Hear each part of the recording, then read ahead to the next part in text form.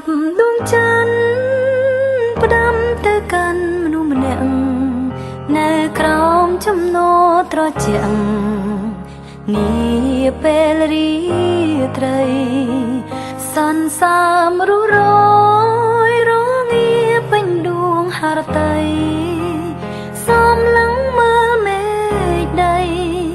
គិតពីក្ដីស្រឡាញ់ច្រៀងផ្ញើតាមខ្យល់ទៅ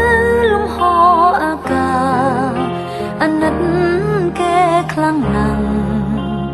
ទួមិនតន់ស្រឡាញ់អ្នកយល់ចិត្តខ្ញុំ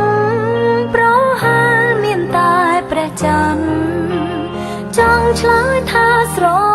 ឡាញ់តែខ្លាចធ្វើមិនបានស្នេហាអើយតើអូយឆ្លើយយ៉ាងណាស្នេហាដូចរឿងនេះទីរឿងហេតុใจដំពិតជាមានប៉ុន្តែខ្ញុំមិនហ៊ានស្រឡាញ់អោក្ដីស្រមៃស្ថិតនៅឆ្ងាយពីការពិតច្រៀងចម្រៀងដួងចិត្តសូមកុំប្រកាន់បេះដូងមួយនេះផ្ញើទុំនៅក្នុងព្រះច័ន្ទព្រោះតែក្ដីស្រឡាញ់ស្រេចលើព្រំលិខិត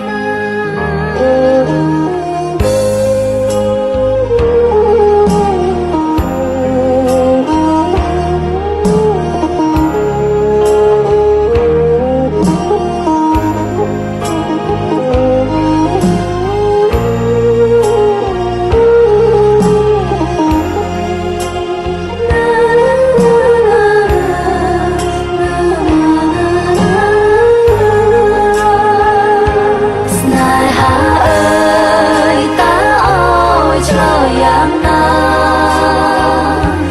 ស្នេហាដូចរឿងនេះទីរឿងហេតុใจដំពិតជាមានប៉ុន្តែ